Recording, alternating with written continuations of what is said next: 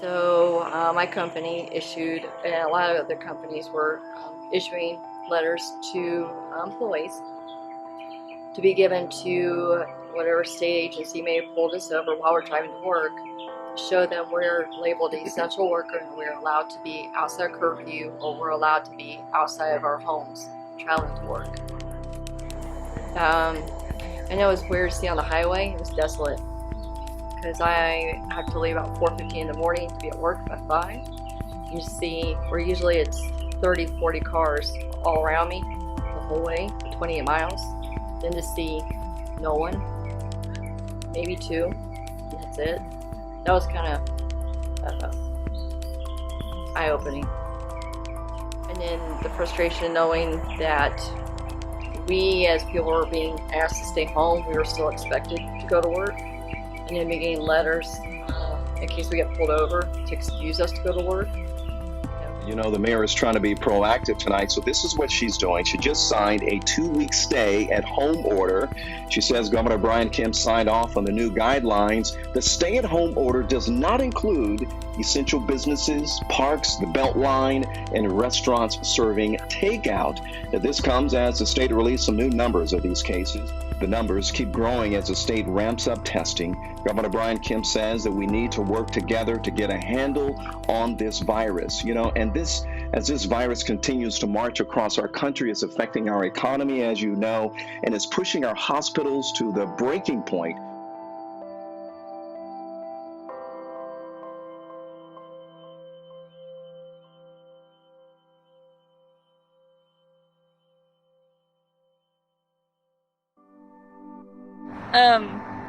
Yeah, so obviously right now we're living in a pandemic, and I think just the inspiration or the impetus for wanting to make a film about food workers is just that,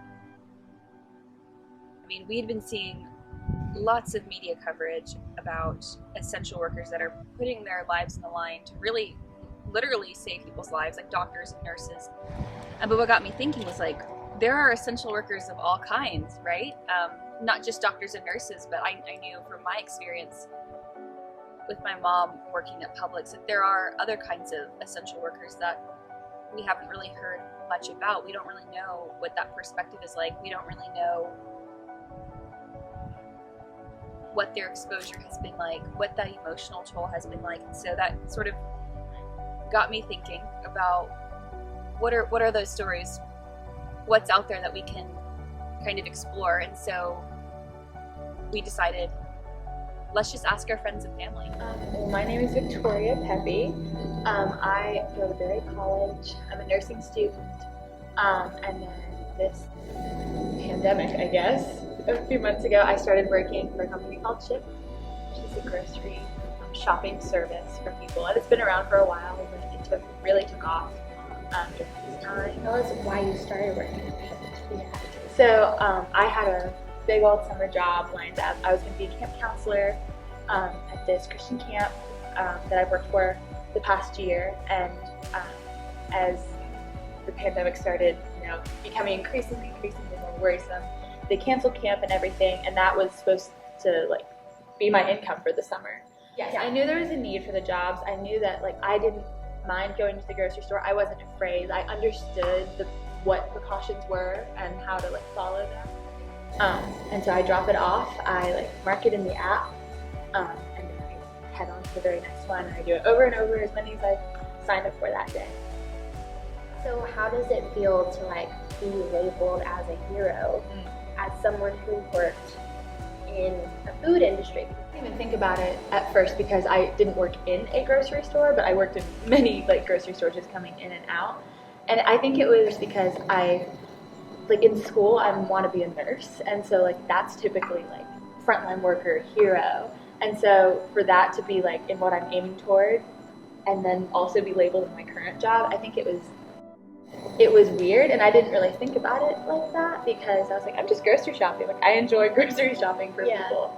But I don't think I really realized it until there was one lady who texted me just this long thank you, and her mother is super sick and couldn't get out of the house, and they couldn't go over to her house because they lived far away, and she just thanked me so much for getting her groceries, and I remember like being so touched and like not realizing that I'm just like a little college student who's grocery shopping on the side like could impact a family like that.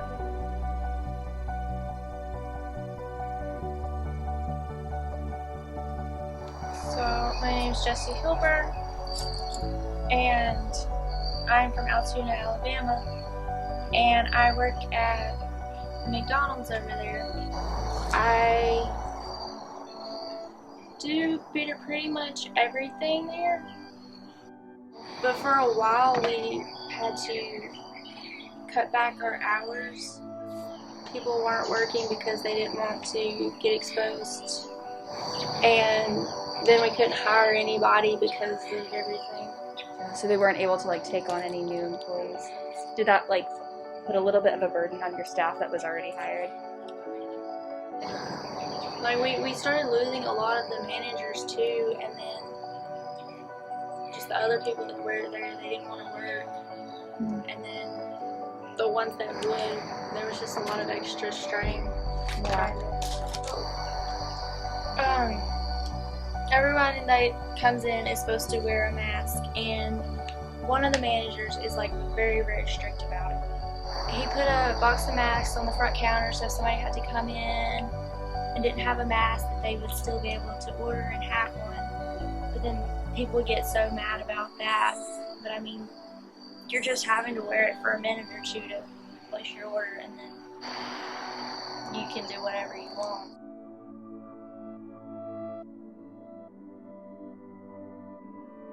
We were trying our best to keep up with the demand and everything, but at the same time we had our own restrictions, and there were some customers that did not seem to understand that. A lot of our menu items got taken away, and of course that was our fault. I mean, I did get a raise out of it. I don't know if that was actually related to that or if that was... Was it because you were one of the ones who stayed, like, pretty faithful to the job? I mean, probably. Yeah. That'll do it.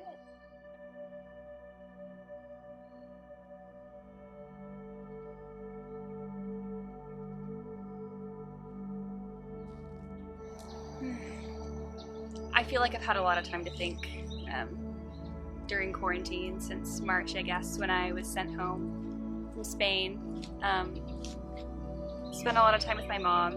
She works at Publix, and it was really hard seeing her role in this pandemic, and how I felt so scared for her to go and leave the house every day and not really know, like, is she gonna get sick? Is she gonna get our family sick?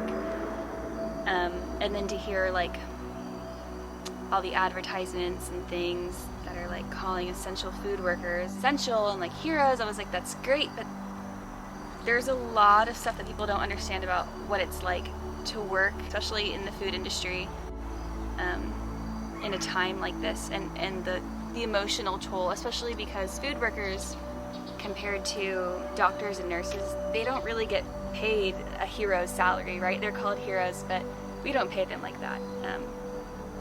And I just felt like there was something to say about that, especially because I know my mom, and then I also know her fiance, who is an essential food worker. I just realized there was like this network of people who have something to say, and I want to know what they want to say. So, my name is Jennifer Guillen. I'm from all over the U.S. Born in Seattle, lived all over. I'm a DSD clerk for Publix Supermarkets Incorporated. I check in product that comes into the store that you see on the shelves, your chips, bread, soda, cakes, or your specialty goods. Jeff Guess from Blacksburg, Virginia. I am a Coca-Cola truck driver. So, When this happened, we were never asked to stop working. We were expected to keep going. We were expected to still show up 5 a.m., no questions asked. We were still expected to do the job without any changes to how we did the job. And we're not offered anything else but this is your job. I'm still doing it. without knowing if I could get it, because I come in contact with so many people, so many drivers who go to different stores in different parts of the city, and some of our drivers who come from out of state. How did that impact how you felt coming home after working and being out during, the virus? For me, it was a concern, because I know my daughter was worried.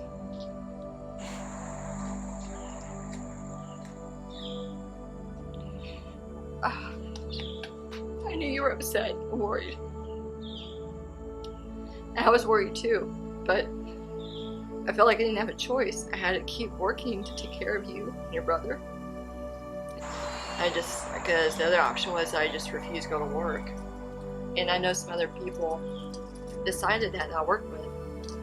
But if I did that, then who's going to pay for groceries and the power bill and light bill and water bill? And that's where myself and other families during this pandemic, you got to think about taking care of family. And like, at what cost? Do you quit your job and stay home so you're safe, don't bring the pandemic in, of what little we know, because the information was so haphazard, or you'd eat and then risk having no food, no water, no power, no lights?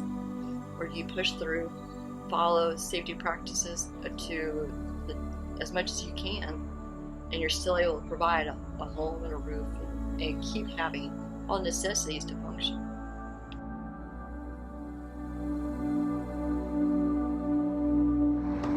I feel like the biggest thing that I've gotten from this experience is like just giving people the agency to tell their own stories. I mean, I think that's what I love the most about anthropology and being an anthropology major is I've just learned how best to let people tell their own stories and the power that that has.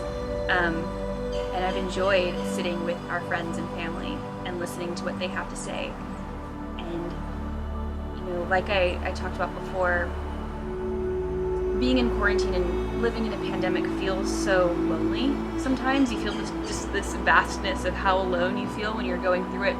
But this experience in general has just sort of tied all these pieces together of how you're all going through it. We will all continue to go through it. We've gone through it in different ways, and each person sort of has that story to tell. And I'm grateful that these people have felt safe and open enough to tell us how their status as an essential worker that hasn't gotten a lot of recognition, has shaped their experiences. Food workers in general, I don't know that there are people that we really think twice about, even though we interact with them so often. Think about how many times you interact with someone when you go pick up fast food, or when you go get your groceries, or when you order pizza. We're constantly interacting with these essential food workers, and I think we're just realizing now they've always been essential. They've always been a huge part of the backbone of the labor industry. And maybe we're just now realizing how essential they are in the midst of all of this craziness.